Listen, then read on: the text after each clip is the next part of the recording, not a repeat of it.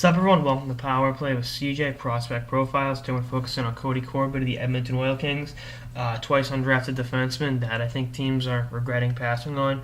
He's technically an overager, but if he's December 14th, 93, so happy early birthday, Mr. Corbett.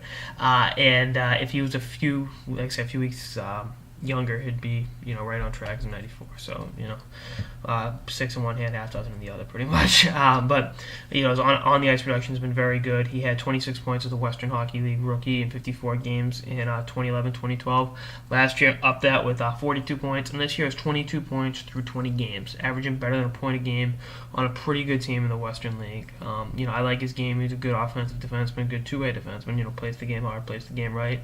Ideal size at 6'1" and 200 pounds, so good, ideal NHL build, and Stillwater High School product. So he's undrafted. I think he went to rookie camp with the Wild this year, but I think if I'd put my money on any team besides the Wild signing him as an undrafted free agent, I'd say his former coach at Stillwater High.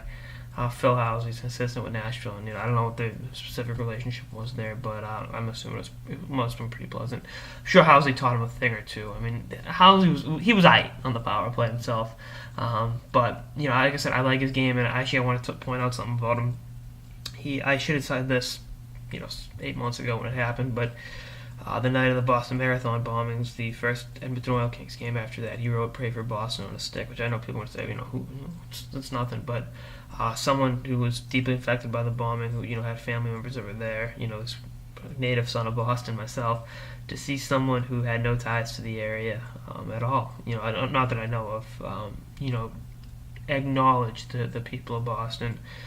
Says a lot about the young man's character, and if you're watching, thank you very much for doing that. It to see that on a Twitter feed from a Western League blogger, it was like, wow, that's deep, and something like that can really uplift the spirits of people everywhere. But back to his on the ice productivity.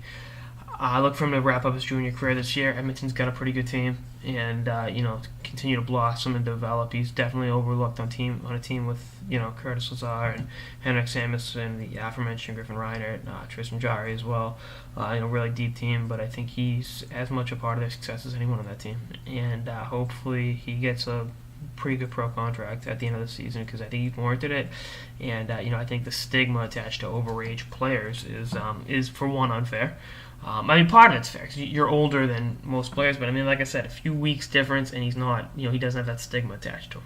So, and I don't understand why he wasn't drafted, but hopefully he continues to use that as motivation and shows teams that passed on him, hey, I can play. And I can play at a high level, and hopefully he'll be playing in the ranks of professional hockey for a long time.